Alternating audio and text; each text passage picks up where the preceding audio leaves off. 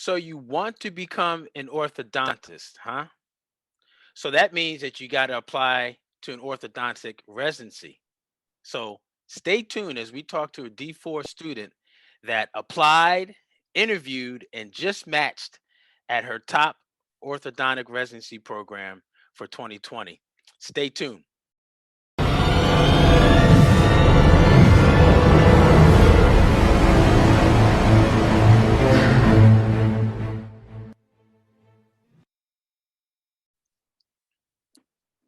Hi, this is Dr. Darwin, the new dentist coach, with another episode of Ask Dr. Darwin on the New Dentist podcast show, where we talked about getting into dental school, getting into residency and surviving residency, and then also life as a new dentist.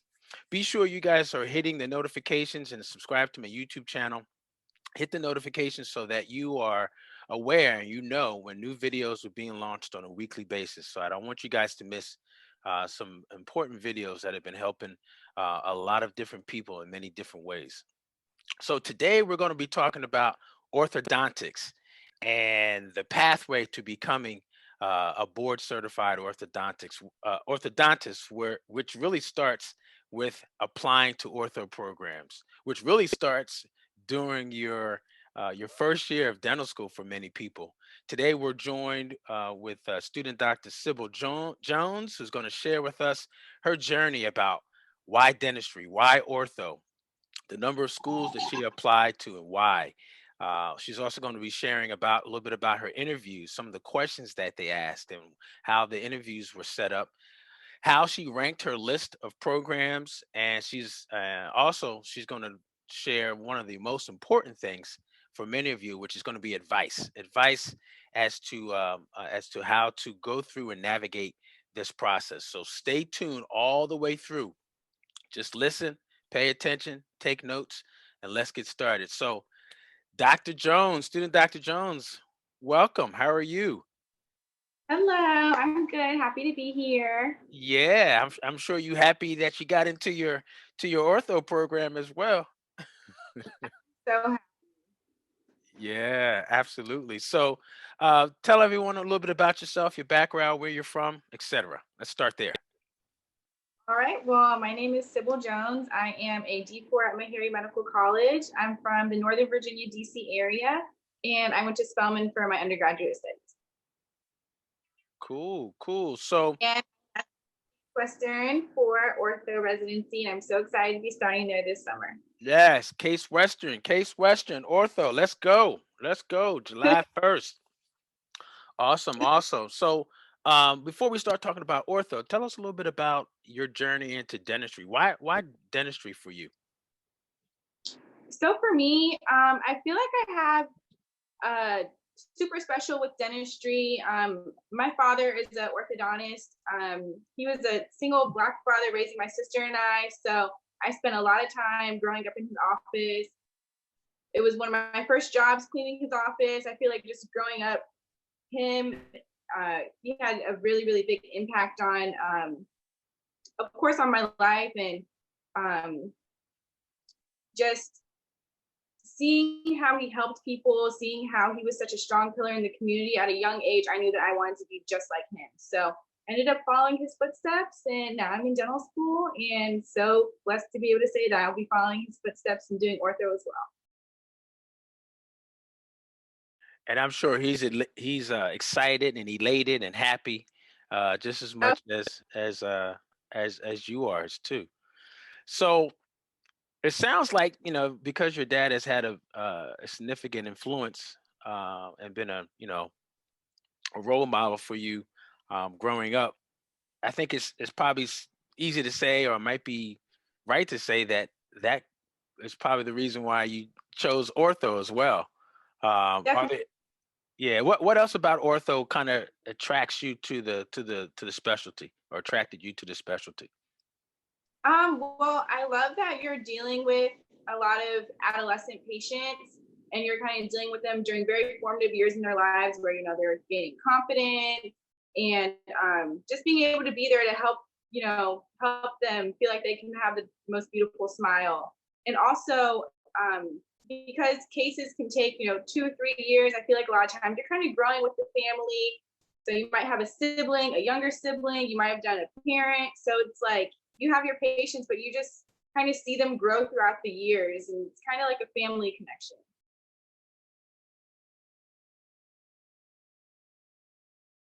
Absolutely.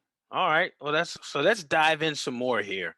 Let's talk a little bit more about your process and how you went about your process. First things you have to find out more about schools, find out which schools you want to apply to, and there's many different reasons why certain people will apply to certain schools. So, kind of, if you can walk us through the number of schools that you applied to and and why those programs for you. So for me, I applied to about 16 schools. Um, a big factor when you're deciding on where you want to apply is definitely, I would say, finances, because it's not cheap to apply to a lot of schools. Um, and then also definitely look at locations, definitely look at, some programs have a more research emphasis, some schools are more clinical. Those are definitely things to take into consideration. With my list, like I said, I'm from the DC area, so I definitely applied to a handful of schools on the East Coast, but then also kind of expand to a couple of schools on the West Coast as well. I looked at schools that had Maharians that have been through there. And I also looked at schools that with the GRE, which was not my strong suit at all. But some schools don't have that, they don't put a lot of emphasis on it. So if you do take your GRE and you don't get a super, competitive score, which I believe they like it to be like 150s or so in each section, closer to 160s, but 150s. So because I knew I didn't do too great on it, I definitely kind of moved my list around to look at schools that weren't super pressed about the GRE score. And that's good to note because you have to know as a candidate where your strengths are, where areas could maybe you may not be as successful or may not be as strong in some schools as you are with other schools, just depending on their requirements and things that they're looking for in candidates. So that makes sense. So you got your list of schools, you applied, and then you're waiting and waiting and waiting, and you're waiting Every some second. more. Yeah, you're waiting, and then you finally get some interviews. You get some notifications, some emails, and interviews. So let's talk a little bit about of those 16 programs, the interviews that you got, with schools, and also if you could share a little bit about how the interview day went and what kind of questions they asked you. The ones that were typical, maybe the ones that you normally would have heard or have heard through the process, and then those that were kind of like ones that you didn't expect to hear as well. Can you share that? Yeah, so out of the 16 schools, I was invited by 3 programs to do interviews. I interviewed at Roseman Health Sciences, I interviewed at Case Western, and at Howard University. Of course, because of COVID now, things are a little bit different, having to do everything on Zoom. So it does kind of take away a bit of the personal vibe and connection you're able to make during interviews. But on Zoom, it was still pretty cool. The way that they do it, some programs will have like different breakout rooms, or some might have, a panel of the directors there for you to talk to. But I feel like across the board, the most consistent questions I got were definitely, tell me about yourself, why orthodontics, why this specific program. Some schools definitely ask you to elaborate on your research experience. I definitely would make sure that you are familiar with your CV, because some will go and just kind of pick random things on it for you to speak about. I got asked, what does a ideal orthodontic program look like to me? I got asked about my strengths and weaknesses. I was asked to define what integrity meant. I was also asked what location I want to practice in, and I think that's it. The interviews really aren't as scary as, going into it. Of course, you have a lot of nerves, but a lot of these programs just want to have a conversation with you. So one of my interviews, after I mentioned I went to Spelman and I had cheered for Morehouse, the interviewer and I went on and we're talking about football and cheerleading for my whole interview. So it doesn't always have to be like so intense, like tell me about yourself and what's your research and what's your GPA. They really, at this point, if you're being asked to interview on paper, you have what they're looking for. But at this point, they just want to have a conversation with you, see if will this person work well in this cohort? Will they get along with all the other residents? Are they teachable? So Yeah, and that's key because you're right. Depending on the program length, whether it's 2 years or 3 years, they want to know what kind of person you are. Who's coming into the program, who they're going to be collaborating with, teaching, and serving as who it is that is going to serve as as a colleague to them as well. So yeah, they want to know more than just what about what's inside the profit book, right? They want to know who you are as an individual because you're going to be part of that it, team. it also gives you an opportunity to interview them, because at the end of the day, when you're doing the match process, you have to rank, what school you're the most interested in. So when you're having these conversations with people, you also kind of take mental notes like, okay, like I could be in a program with these people. They're very nice. Or, maybe if you don't have a great experience, you can use that information to know how you want to rank them in your list. Right. And that's so key. What you just said about asking questions, guys, gals, folks, when you're interviewing, you have to have questions. You've got to have questions because not only do they need you, but you need them. So you need to find out within their program how you fit in or how you could fit in, or if you don't fit in, and that's going to help you with your rank list and ranking which programs you like the most. And it's a great segue into this next question about of those three programs. After your interviews, how did you come up with your order? Like, what was going through your mind as far as the process that you utilized to go through that to go through that process? So for my rank list, I ranked Case Western first, Howard University second, and Roseman third. When it came down to it, I looked at the times of the programs. So Roseman was 3 years. So being that Howard was 2 and Case Western was 2.5, I've been in school all this time. I'm like, look, if I can get in somewhere a little bit shorter, cool, I'll rank that a little bit higher. And then also, honestly, for me, when I had my interview with Case, they just blew me out the water. Everyone was so nice. The residents were so great to talk to, so helpful. It was very conversational. It wasn't, one of the interviews I had, it kind of just seemed like they just asked me a bunch of questions and kind of like cut it short. It wasn't very conversational. It was just kind of cut and dry. So I really liked that Case was you could tell they were genuinely interested to speak with me, and they were as excited to speak to them as I was to be there. And then cost is definitely important to look into when you're figuring out your rank list, location, and just, these programs offer different, they're known for a lot of different things. So just what you want to get from your program is definitely what you need to kind of emphasize with your rank list. So Case has a lot of technology that they're super involved with, so I really, really like that. Howard, of course, I was so excited to interview there. Howard is home. It was just, of course, my father went to Howard, and he's always told me that you go through Howard, you can handle anything. Being already a 2-time HBCU student, I was so excited to just be like, wow, like I could really be at HU, super excited.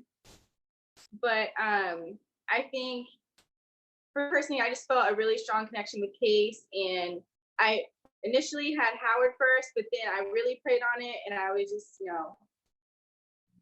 you just have a feeling sometimes, and God tells you to move certain things around, and that's what I did, and so happy to have gotten into my first choice. Yes, and we congratulate you too, because that could be a very challenging process when you're sitting there. Would you say? There's so much to think about. It is. It is a lot of things that you have to check off and review, and that's why it's so important to kind of already know the strengths and weaknesses and things that are important to you as you're going into that interview process, because it'll make it a lot clearer for you when it's time to do your rank list and matching up the programs and putting them in order. So so that's Um, great. So Kate, oh, go ahead.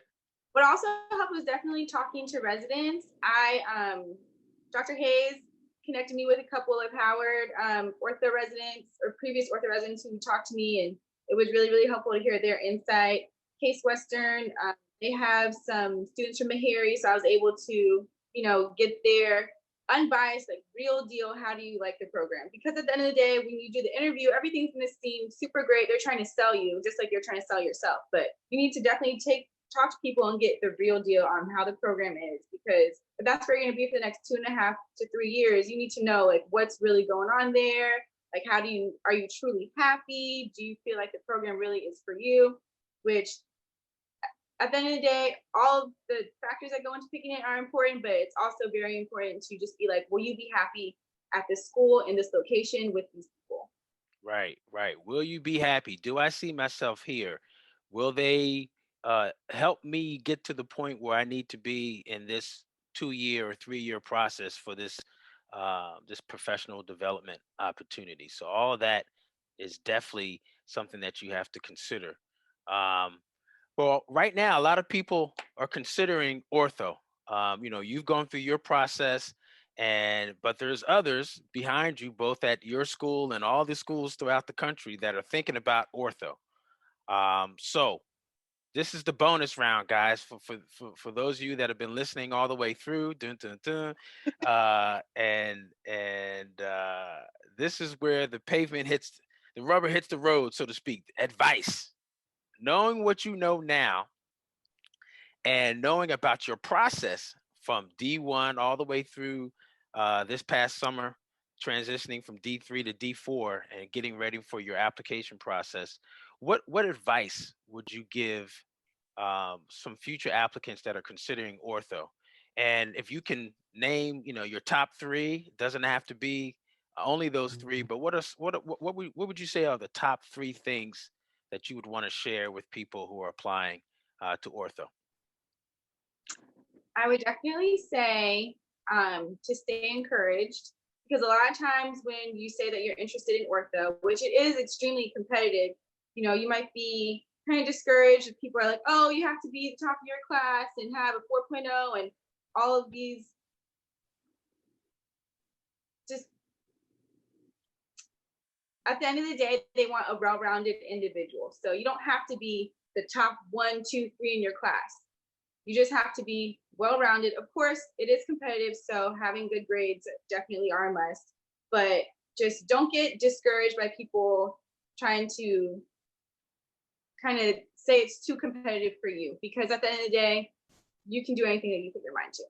So definitely, I'll say stay encouraged. If you're on the fence about ortho or other specialties, I definitely would say to take the time to go, shadow and spend some time with some orthodontists, just to see if it really is the fit for you. When it gets to the application process, I would definitely say take the GRE, get that out the way early. Definitely start working on your CV. I would probably say your sophomore year, D2 year, just to start getting things down on paper, because you're going to have so many final edits. I am so tired of looking at my CV. I sent it out to a million people. people are going to have so many different details, say move this, move that. So if you get that out the way early and you're at a point where you're just adding in the information once it's closer to application time, that's a whole stress that you don't have to think about. I would definitely say also with applications, when it comes to the supplementals, stay as organized as you can. Make sure you have, your dates for everything, when they have to be in by. Some of the supplemental applications are going to ask for additional essays. They're going to want a personal statement that's not your personal statement. Some want you to rewrite your CV. So it also would be nice to have kind of maybe a more condensed version of your CV, so you can quickly input that. I definitely say save because everything is expensive. Save, yes. We were talking to another recent applicant, and he shared the fact that outside of the past application fees, you've got supplemental fees, you've got application fees, right? Each program might have additional fees for you to submit things that they're looking for. In addition to that, you got to send all your test scores to schools. And luckily you don't have to travel, at least not doing right now. But that would also be a fee that you would have to add to your investment for the process. So saving money is important, right? No, not a lot of Starbucks. Put the Starbucks It's money hard, over to the side. You need a match application fund. That's what you need. seriously, because um, when I was applying, I was asking people before, they're like, save, save, save. And I'm like, okay, in my mind, I'm like, this is going to be pretty expensive. But once you start, some schools want your DAT scores, some scores want part one, some want your GRE scores, and all of these cost different amounts. And then plus submitting it to the school, and then some. It adds up. So just, as you're also doing your research, I had a spreadsheet that I made that was really helpful, that had each school, their location, the name of the director, when the applications were due, when the supplementals were due, if they require a headshot or if they did not require a headshot, the program start date, the length of the program, and how many number of residents that each program took. So when I was going through and finalizing, getting everything done, it was easy to kind of have everything in one location, very concise, and saying like, okay, this school wants GRE scores, send it to here. This school does want DAT scores, I know where to send it. This school doesn't want DAT scores, so I don't have to worry about it. So that was extremely, extremely helpful. Yeah, that's a great tip, to have that spreadsheet. So you have one location, one document, everything there that allows you to get your stuff done, get everything done, right? So that's awesome. Mm-hmm. That's good. That's good. Well, again, congratulations for matching at your top program. I'm sure people are going to want to have some other questions, want to celebrate, not only celebrate your success, but also want to know how they can be successful too. So, what's the best way for people to get in contact with you if they have some additional questions?